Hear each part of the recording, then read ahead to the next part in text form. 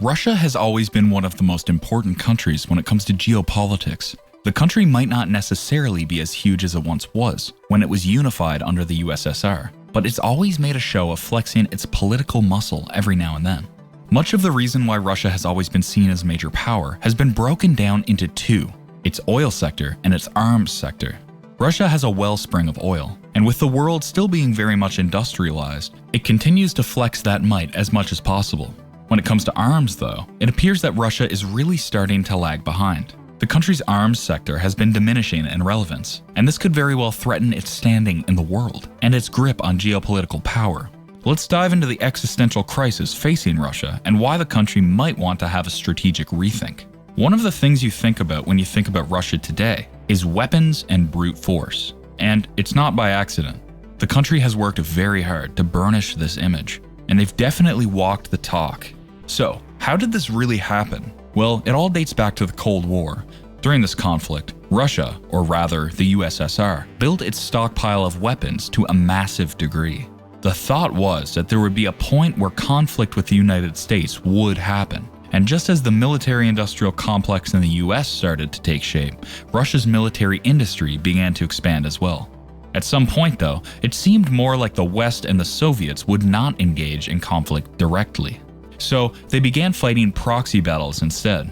From Cambodia to Vietnam to Angola, the United States and the Soviets supported opposite sides of the same war, and much of that included supplying these factions with the arms they needed to wage conflict.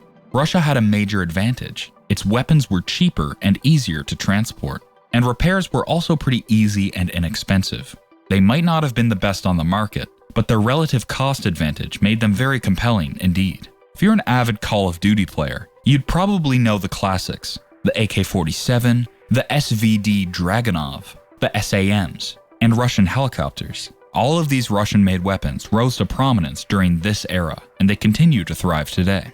Even after the Soviet Union fell, Russia still managed to make a killing from selling weapons. Direct conflict with the United States never happened, but there were still wars to fight, and the Russians had a massive stockpile of weapons just chilling. So instead of letting the weapons lie fallow, they began selling them to everyone who would buy them. It really didn't matter what side of the conflict you were on, as long as you had the cheddar to buy the weapons, Russia sold them to you. Besides the money though, Russia's ability to sell weapons had an additional effect. It gave the country a boatload of geopolitical clout. As more countries became dependent on Russia for their arms, it became increasingly difficult for them to go against Russia when it came to global geopolitical issues. Well, all of that now appears to be in the past. Recently, Russia's influence on the global geopolitical landscape has really started to fade. And with that drop in influence has been a concerning trend that could see the country decline significantly. Just this year, several of Russia's fair-weather friends have signaled a move away from the country and its arms. For instance, India, one of the country's most rewarding customers, placed an order for 210 aircrafts from the West. At the same time, Serbia, another major ally and customer, has also been moving away from Russian weaponry and is in talks to be looking towards the West for its military equipment needs. Now, you might be asking, who is really supplying these weapons to Russia? Well, for starters, France has shown a major propensity to support other countries and their military efforts.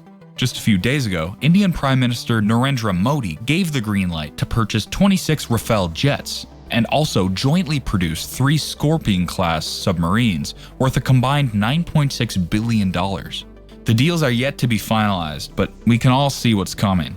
In the same vein, there are several other countries that appear to be ditching Russian arms in favor of seeking some form of coalition with the West.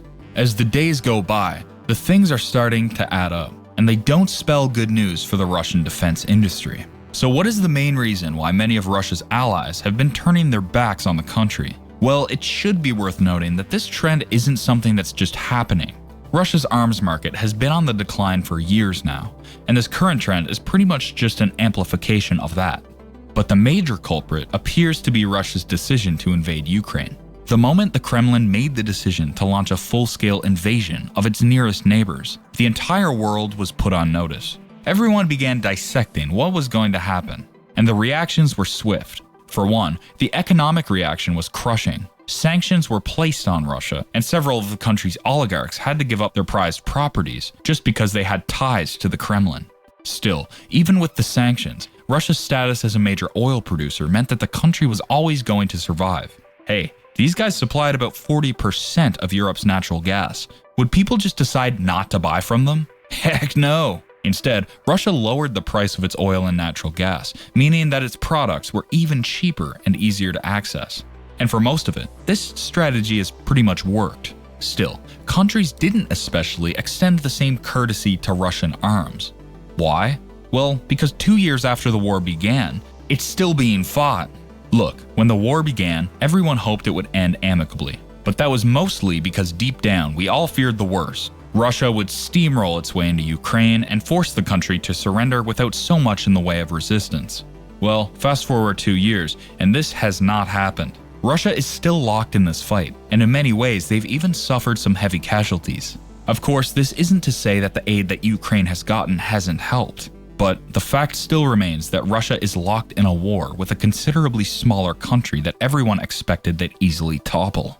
Because of this, many of Russia's allies and customers have been seriously doubting the efficacy of the country's weapons. I mean, if you guys say your stuff is the best on the market, how come you haven't won this fight by now? Get it? For Russia, this war wasn't just about reclaiming lost land or pride, it was also about showcasing the strength of their weapons. And in many ways, they've kind of failed. The war effort has been a PR disaster, with Russia's military and weapon inefficiencies being laid bare for the whole world to see. And boy, have we seen plenty. From Ukrainian civilians capturing Russian soldiers to the infamous mutiny among the Wagner Group, it's been one clown show after another. Trucks were shown breaking down during the Blitzkrieg invasion. Then Russian tanks lost their heads. The popular Russian aircrafts were seen falling to the ground with little to no resistance from below. And the country's missiles boomeranged back to affect Russian soldiers themselves. Some might say that these issues were mostly due to inefficiencies and corruption in the Russian army. Still, the bottom line remains that this whole thing has been one terrible showing for the Russian army, and the entire world has taken notice, including Russia's arms customers. They began having doubts about the real quality of arms they had gotten from Russia, and many of them began looking at alternatives they could engage instead. And the West was more than willing to fill this void.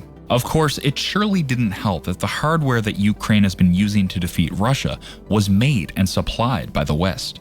And when you consider the fact that Russia also had to dip into its own weapon reserves to keep up with the war, the country now appears to really be unable to meet the demand that some of its allies and customers have. Things have gotten so bad that Russia has apparently been sourcing arms from countries like China and North Korea, nations that didn't care much about the international community, and which still hope to maintain their diplomatic ties to the Kremlin.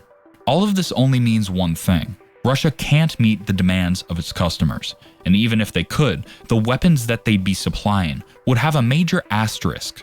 No one wants to buy defective weapons, so many of these customers have cut bait and are now looking for better sources. At the end of the day, it seems like the longer this war holds, the more Russia declines.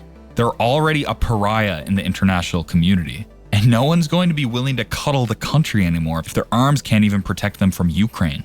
It might not be right away, but the decline of Russia into military and geopolitical obscurity seems to be on its way.